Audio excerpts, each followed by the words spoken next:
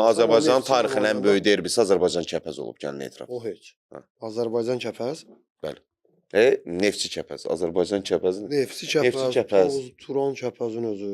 Yox, Neftçi Kəpəz, belə deyək də, İngiltərədə Liverpool, Manchester United, Ayso. İtaliyada Juventus, Inter, İspaniyada El Clasico, Azərbaycanda da tarixin Kəpəz Neftçi olub. Gəncə futbolu ilə Bakı Neftçisi. Sən nəyə görə? Tarixən belə olub da, bu əzəli rəqabət olub.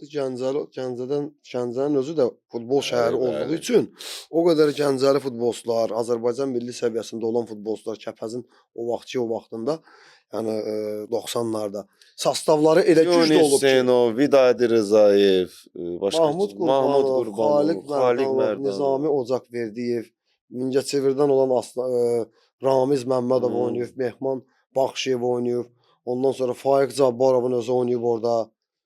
Hücumçulardan kimlər var idi? Vasif Əliyev var idi, nəsə bir dənə. Vasif Haqverdiyevin özü Gəncədə yadımdadır, mən elə uşaq idim onda onlarla. Yəni Gəncədən gedib xal gətirmək yuxuna belə girsə, yəni variant yox idi. Elə tuneldən elə özü 1-0 geyir. Tunelin özü elə bir əlavə bir afişa idi, anons idi. Yəni doğrudan da əvvəlki o derbi kimi baxanda Neftçinin də heyətində canavar kimi futbolistlər var. Yəni deməyim odur ki, Azərbaycanın tarixinin derbisi olub. Sonradan 2 dənə komanda. Xəzərlənkəran Neftçi və son illərdə Qarabağ Neftçi oyununa böyük oyun deyirlər ki, mən bu fikirlə, bu ifadələrə razı deyiləm.